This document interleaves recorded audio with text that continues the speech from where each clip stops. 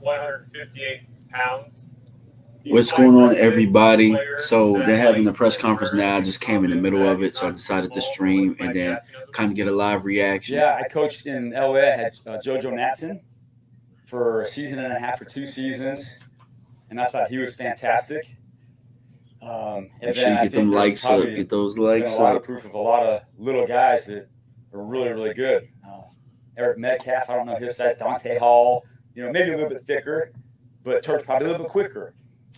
So I think there's a lot of them. Tyreek, obviously, he's maybe a little bit thicker, but I think the little guys, I just know when we practice against the little guys and play against the little guys, they're really hard to see behind blockers. And then if you can never see them, it's really hard to get a clean shot on them. So for those little What's quick, going on, fast everybody? guys, you got to Let me know you in the and if you chat. What's don't, going then on? How you're you not really doing? get clean shots. So I think it's a little bit overrated, the impact of a little guy taking big body blows, because they just don't seem to take those. And I'm excited to see what he does. David Hellman, Fox Sports. You were with Greg for Right so now we're long, going on and special he's teams. kicked so many NFL field goals. How does it change your approach as a coach when you have two guys that have done so much less in the NFL? Yeah, that's a good point. I kind of had reverted back to 2012 when Greg was a rookie, and I kind of said, what did we do when Greg was a rookie? Because when he was a rookie, we had competition for the first 2 or 3 years that he was with the Rams in St. Louis. And I kind of reverted back to those memories a little bit of a young Greg who was very talented, a little bit sporadic, probably like most rookies. And how do we tighten them up? A lot of it is the snap and the hold.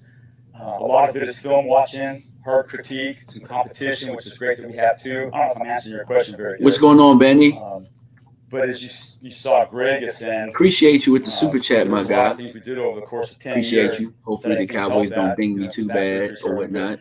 Hopefully not at But I'm all. hopeful that some of these guys will make an ascension. Where Jonathan's a young guy, so he hopefully has a decade plus in him, and Lirim hasn't had many opportunities, so he's pretty fresh-legged. So I'm excited to see what Lirim can do. So yeah, that's kind of the experience that I've kind of reverted back to in my brain, is how to critique these guys and be strong, but also encourage them when the bad days come. Because I told them before we started, I said, you guys are going to miss some kicks, and load it back up. The next one, let's go. That's why I don't have them kick like 8 in a row. It's 2 on, 2 off, 2 on, 2 off. They catch their breath. They make it. I'm back up. I miss it. Catch my breath. I'm back up. What are they going to do a receiver, man? It's kind of tough, man. To be honest with you, they need to go get a veteran.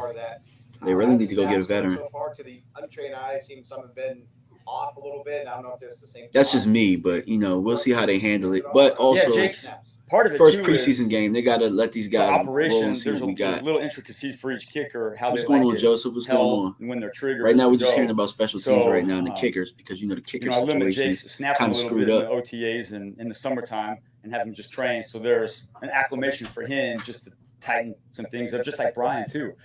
Brian's punting has been good in the spring and summer, a little bit lower volume, just because we expect to play for the next 7 months. So, and they're the only guys we have on the roster, so I don't ask too much of them in the summer. But there's some things for sure that they know they got to tighten up. If you want to know what it is, I said, Jake, one thing you got, and it's accuracy, and Brian, one thing you got to work on, and it's consistency. And so that was before camp even started. And so that's kind of proven that, Jake, keep working on that accuracy, especially on the field goals. Hit it right here every time. On the punts, right on the right hip.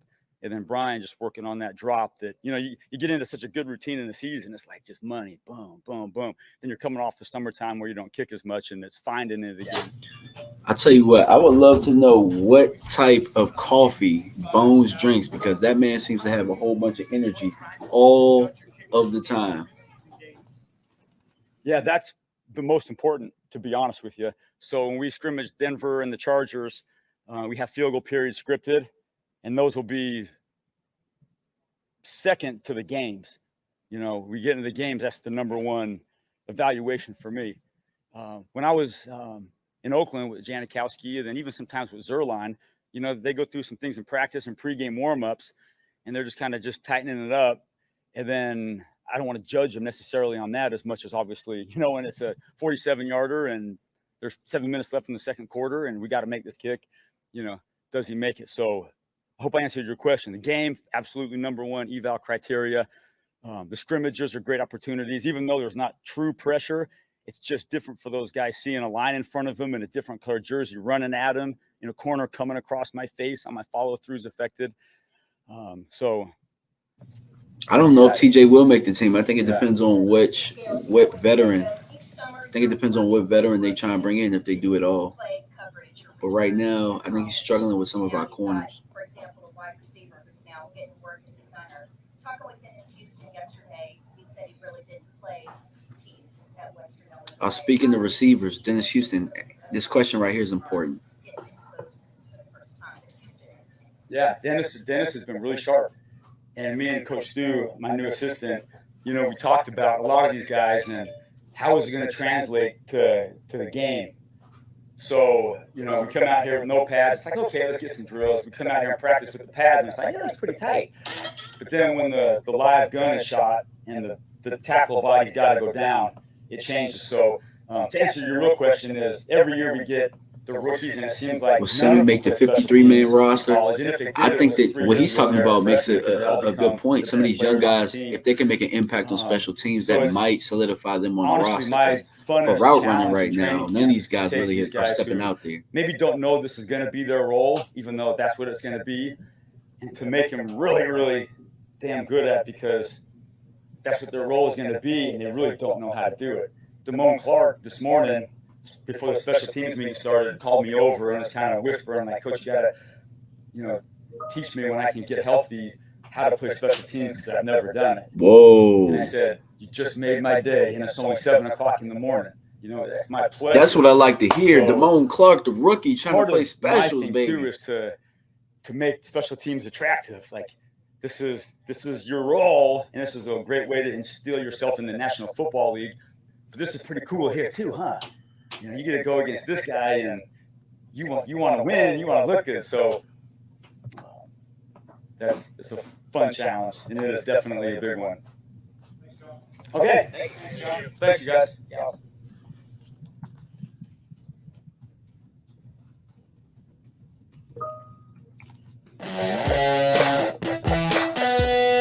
I'm not sure if that's the end of it or not, but what I can do is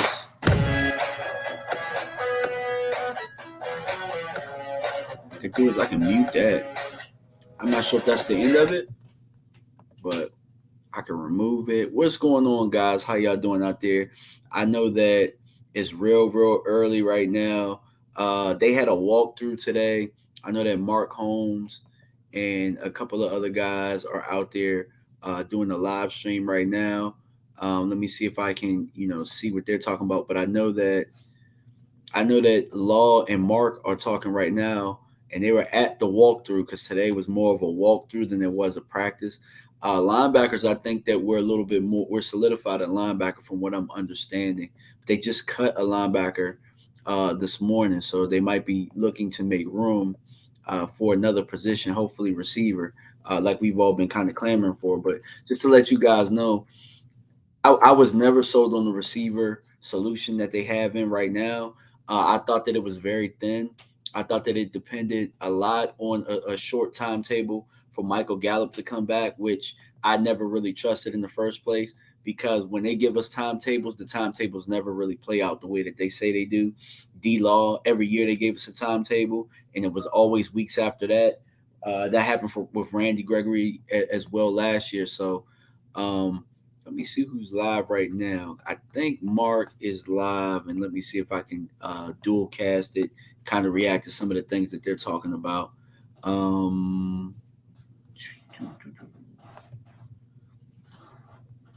They must have stopped. But from what I understand, a lot of fans were upset about practice today. You know what I'm saying? Upset that it was more of a walkthrough, more of a mock of them scrimmaging, and I think maybe they were getting ready for the blue-white scrimmage. Not sure. Brian Harding, Commander fan swinging by to show support. Appreciate you, my guy. I know that we're rivals, but I appreciate you for swinging by. Look at Gallimore. I'll definitely tell Mark to take a look at Gallimore when he's out there. But I know he was in the trenches anyway. But Gallimore was not anybody that he talked about yesterday. It's actually funny because the Canadian Bulldozer is somebody that Mark really, really loves. So When I get a chance to, I'll definitely, you know, hit my guy and say, "Yo, what's going on with Gallimore right now?" Because Mark Law, West Coast, they're all out there, and I'm pretty jealous. But at this point, me and Mark are switching roles where he's out there, he's out in the field, and at this point, I get to zoom him in and stuff like that. So, uh, let me see if I can call him and on the phone and see what we can get.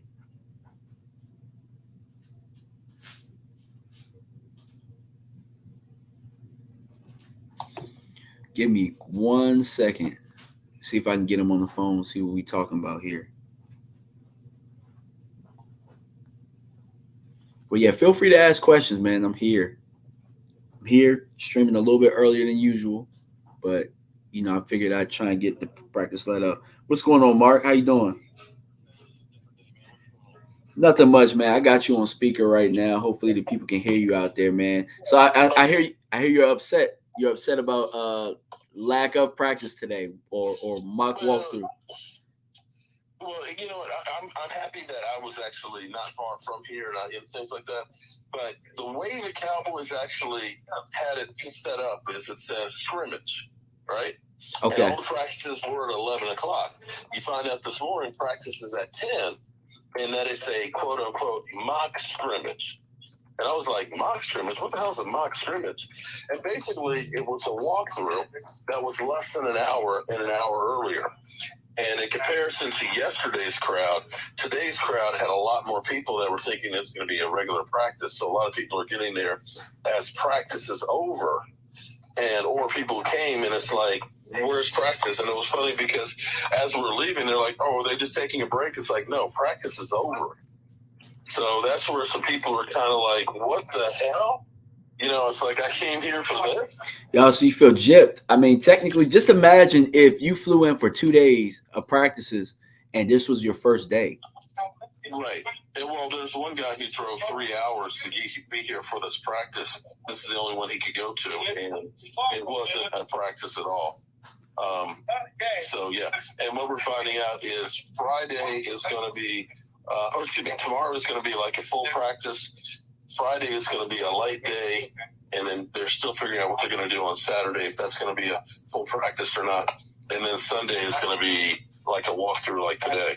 But you don't know that when you're planning on coming through for the practice. Gotcha. So there was a couple of questions from practice yesterday. I seen that you posted a couple of clips, but one guy that kind of got lost in the shuffle of what we were talking about is the Canadian bulldozer, Neville Gallimore. What were you able to see from Neville Gallimore? Because I know that's your guy. I tell you what, the whole defensive line was actually looking really good. The thing I love is the true hands-on coaching that you're getting from Dan Quinn. And you can see that Dan Quinn is about the happiest man out there because he's literally got so much speed, so much depth, and things like that. He is like really, literally every play, he is back in the huddle with his guys are teaching stuff. Neville Gallimore, he actually looks like he's slimmed down a little bit more and looks really, really fast. Tristan Hill, to me, atoned for getting pancaked the day before in practice. He was unblockable there for a while. And I will say that I think the Cowboys should be doing a lot more 3-4 defense. Or yesterday, they practiced a lot more in the 3-4 because our defensive ends were coming in from standing up. Gotcha. Was D-Law with his hand down, or was he standing up, or did he kind of mix it up? He was both. Oh, okay. When they were in the 4-3, he's got his hand in the dirt. When it's 3-4, he's coming up like an outside linebacker. Gotcha. So when we're in the 3-4, we rotate a nose in, and then if we go 4 down, do they rotate the nose out and then add a 3 and a 1? Or yeah, well, yeah, and you were seeing sometimes like Micah and Van Der Esch as the middle linebackers of the strong side and weak side linebackers, and then you would have like Dante Fowler or D-Law as your outside linebackers. Gotcha. Brian Green. What they're going to be doing, well, partially because there isn't that much depth on the linebackers, or it kind of makes sense that if you do lose somebody, you can go to that kind of a defense and not really skip a beat. The other thing, too, is going with that heavier package with a 3-down lineman, you're going to end up helping just really slow down the running game. And that's going to be a hard package to run against. Gotcha. Understood. Quentin Bohannon. Brian Green asked, does he look he heard that he looks stronger. Is that true? Yeah. He looks stronger and he looks actually thinner. It looks like he's not sloppy fat anymore. Don't get pissed at me. Go ahead. But he looks like he's big. He's a mountain, but he does not look like he's fat. Well, that sounds like a theme of everybody. Sounds like everybody's trying to thin and get rid of that baby fat on that team. Yeah, and they're fast. Everybody on there is fast for their position. Gotcha. Dan Williams can really bend that edge and looks good. Looks really good. Understood, man. So one last question before you head out, because I know that you got a whole bunch of stuff going on right now. As far as the receivers in the mock walkthrough, who was on the first team? Because I've been hearing that you've been hearing that certain guys are getting first team reps over our young guys. Tolbert and CD mostly when they were especially in 12 personnel. Okay, so Tolbert. Tolbert got actually a lot with the number ones today. Yesterday it wasn't. I think, and maybe we overreacted some yesterday, but I think that they were still doing a lot more installs and trying different players in different positions and stuff to see what they have truly with each spot. But today, mainly, you definitely saw Tolbert as one of the number ones. Gotcha. So did Dennis Houston working a little bit with the ones today with the mock? Yes. Okay, so Dennis Houston. So we keep hearing that name, so I'm just keeping an eye for it. Dennis Houston. He got a lot of work yesterday. Okay, really gotcha. Appreciate you, my guy. Well, I appreciate the quick phone call, man, and I'm on live with the people, so thank you. Appreciate you, and I'll be tuned in. Okay, and I'll try to hook up with you a little bit later on today. Okay, all right, peace. All right, bye. All right, guys, you heard it from the source. You heard it from Mark Holmes. They had a mock kind of scrimmage today. I guess really more so what I've learned with Mike McCarthy is that they're practicing game situations, or they're practicing even practice at this point. They're practicing even what it's like to scrimmage. So mentally, I think that he's trying to get guys up to speed, more capable. I'll do a quick fan Q&A real fast before I head on out, man. So feel free to send questions. I've been trying to pay attention to everything as much as I can, get on as many lives as I can, talk to as many people. Carlos Holloway says Tyler Smith looks good. Yeah, he absolutely does. I love the tone that he's setting right now. I definitely feel like he's setting the tone. Let me check and see if that's it for the press conferences and stuff like that, because I don't want to miss a beat when it comes to that stuff. I think that we caught the tail end of it. So yeah, feel free to ask any questions. Well, I'll tell you what, guys, I'll be on a little bit later, but I wanted to jump on, do a quick live, talk to you guys. If anything pops up, man, I have my things. I have my computer set up. I have everything set up, man. And you guys just be on the lookout. Also, I'm doing a boxing show tonight at about 9:00 with a few panel members. So for those that are interested in boxing, I'm kind of separating the two. So I have Cowboys on their own channel, and then when I'll do maybe one boxing show a week. So for those that pay attention to that, look out for that tonight. All right, guys, I'm out, man. Brian, appreciate you, my guy. Salute. All right, peace.